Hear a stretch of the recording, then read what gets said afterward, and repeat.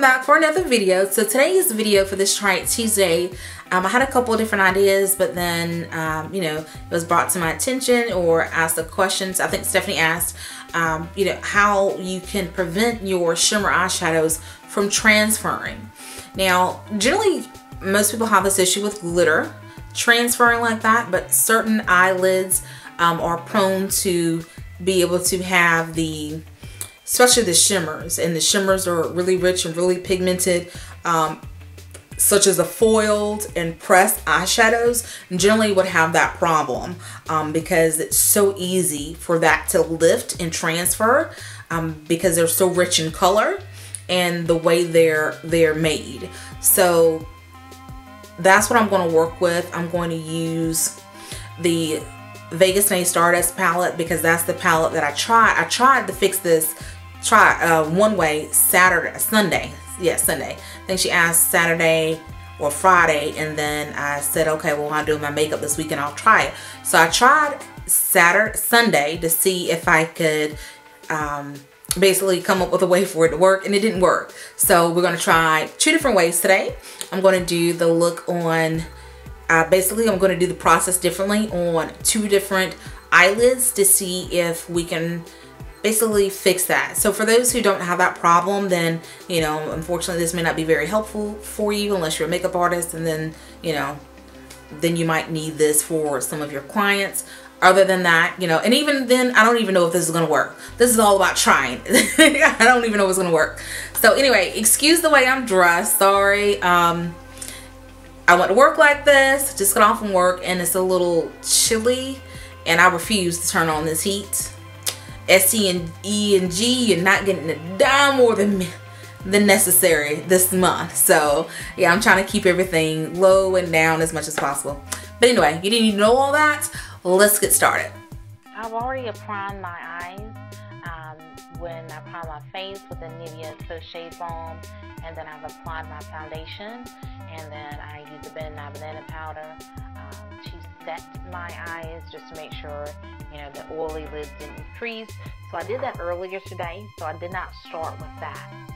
Now for this eye, I want to try actually doing the shimmer first. So I'm putting down the Painterly Paintpot, and then I'm going into the Too Faced Stardust palette. I'm going to use the Golden Nugget.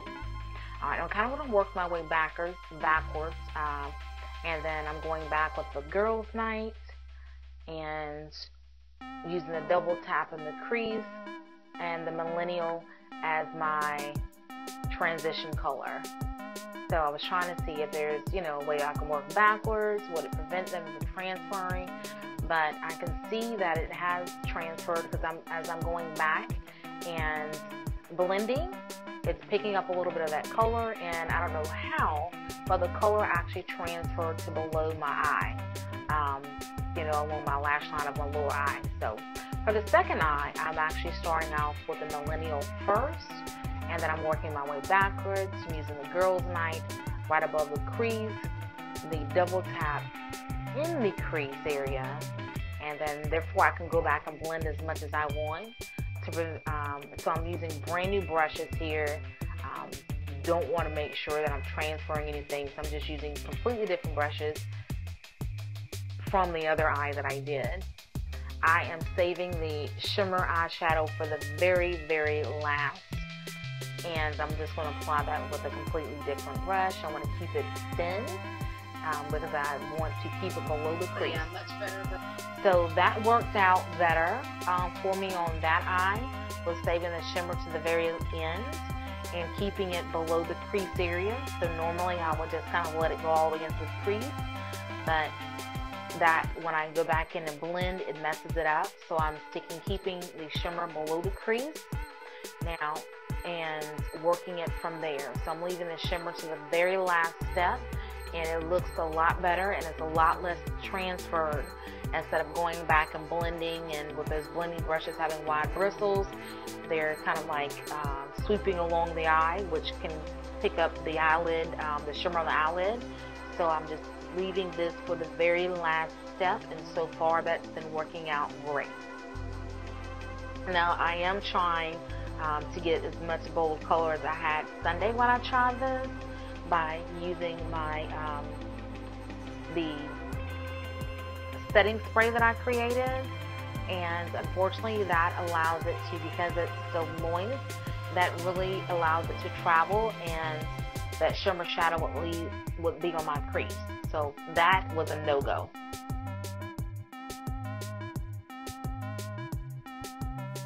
But yeah, much better, but because it's wet, it's actually transferring. So, you know, I would keep my eye open or just deal with it, I guess.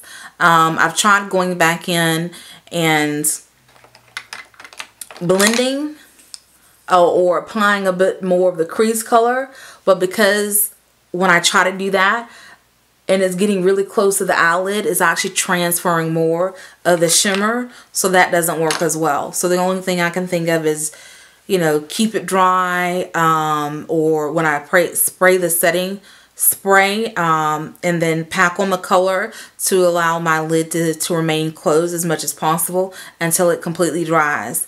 Setting powder, you know, Stephanie, I know I suggested that the other day, but don't do that, because it does dull the color, and it does the same thing for your glitter, but hey, it works. So yeah, I think I'm gonna still work on this and see if I can find a couple other options for you, but I think right now that maybe this is probably the best thing is don't use a setting spray unless you're going to allow it to completely dry before you, you know, open your lid. So you want to keep it closed until then. And you probably use as less of the spray or the wetness on the brush as possible. Maybe just leave it to a dab instead of patting your brush in it, if you do it that way. And just work with the product at the shimmer products. Leave it for the very, very last for you. Leave it to the very, very end, the last brush you use, and add that color on, and then just kind of like let it go from there, because if you go back and blend, your brushes will pick up on that and spread it out. So again, I hope that it's helpful. My battery is about to die, and woosah. Okay, that's it. So thank you guys for watching. I hope this is helpful. If you have anything, any other issues with makeup or anything like that, you like me to, you know, test and try some things out, let me know, and I will bring that to you on the next video. All right, thanks. So this is a cheek and lip stain. Now, for my skin tone, I don't think that this is a product that I'll be using for myself. This seems to be a product that was going to be for lighter or fairer skin tones. However, one of my nieces will be perfect for this.